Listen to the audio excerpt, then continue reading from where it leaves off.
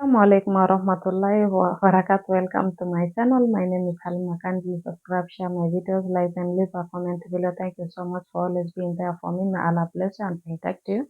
Today's video we are going to watch a video which say that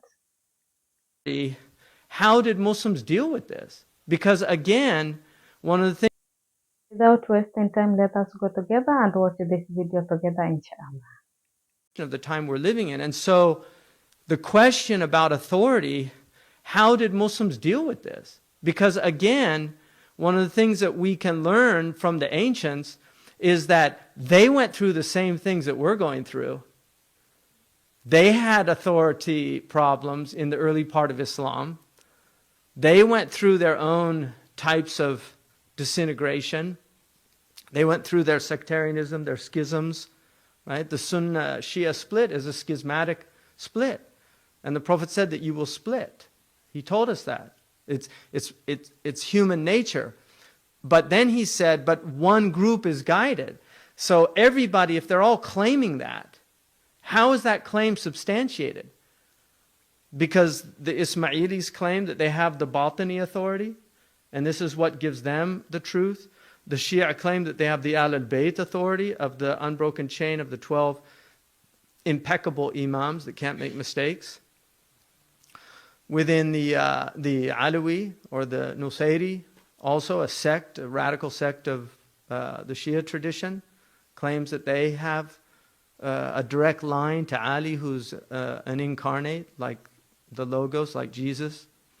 So you have all these different competing claims. What substantiates them? What legitimates them? What enables us to discern haqq from batil, the furqan? What is that? And somebody was talking about assumptions earlier. It's a problem because we assume many things. Most people were simply born in a place and they take on the historical, cultural nature of that place they were born. One philosopher terms them historical products. They're products of their historicity. And so they're trapped in a religious, ethical, social, economic situation that determines everything that they're going to think about those things. And so we live in a time where people have prepackaged ideas that really the great leisure domain of the time is to make people think that these are their own ideas, that they came up with them themselves, that this is some kind of self-actualization, that I believe these things and I came to these conclusions myself. Everything's relative. You can trace that. There's a senad with that idea.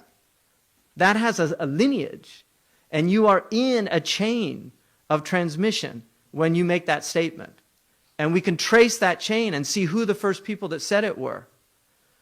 If you say there's no God, there's also a chain of atheists. You're in a chain, you're in a isnad. Whatever position you take that you think is uniquely your own or original, you are in a chain of transmission. Now, from our perspective, and I'm talking about from believers, whether you're Christian or other traditions, because almost all these religious traditions do believe in a dark realm, those chains either go back to demonic sources or they go back to angelic sources. So either Iblis is at the end of the Haddathani Marx, an Hegel, right? And you go back and then Iblis was the first Rawi in the chain. And so that's your chain. It goes back to Iblis. So you're a transmitter of narrations from Iblis. He's your source. But people don't recognize that. Or you go back to Haddathani an fulan, an fulan, an fulan, an Isa ibn Maryam, an Jibril, right? Or from God. So these are the basic, the two, fariqun fil jannah wa fariqun fil sa'ir. Those are the two chains. You're in one or the other. There's no other chain in dunya. You're either in the chain of Iblis's transmission or you're in the chain of prophetic transmission.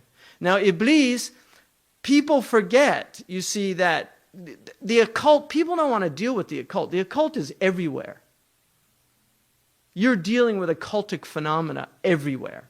There are occultic elements in the way San Francisco was designed architecturally. There's a reason why Pier 33 is the central pier in San Francisco. There's a reason why there's a pyramid embodied in the actual street structure of San Francisco.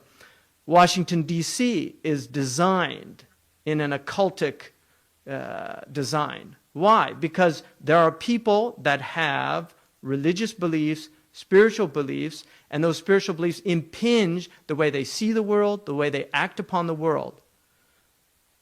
All you have to look up is John Parsons, one of the most important people in rocket science, developed a type of fuel that enabled the whole telecommunications period. And he was an open worshiper of whatever you want to call that dark force. He was open about it. It's on his Wikipedia site, and there's books about it. So you have scientists that are in the occult that are at the highest levels. You have people in government at the highest levels that are in occultic rituals. I mean, this is part of the world. The Christians have a saying from Paul that our battle is not of the flesh and the blood, but it's with the principalities of darkness. And so if you want to know who's behind Syria, it's not the Alawiyya, it's not the Iblis is behind that situation. These are dark forces working to destroy people's homes, to destroy their lives, to destroy their livelihood, to make them suffer, to put them into a state of despair, ablasa, to make them question God. Where's God? How could there be a God? How could he let little children suffer like this? These are the questions that Iblis always poses. And people in weakened states, when their faith is low, when they're suffering, they will succumb to those demonic insinuations. This is called telbisu iblis, the dupery of the devil. Telbisu iblis. Come back from watching that video. What do you think about this video? Leave a comment below. Thank you so much for always watching my videos. If you haven't subscribe please, inshallah. See you in my next video. Assalamu alaikum wa rahmatullahi wa barakatuh.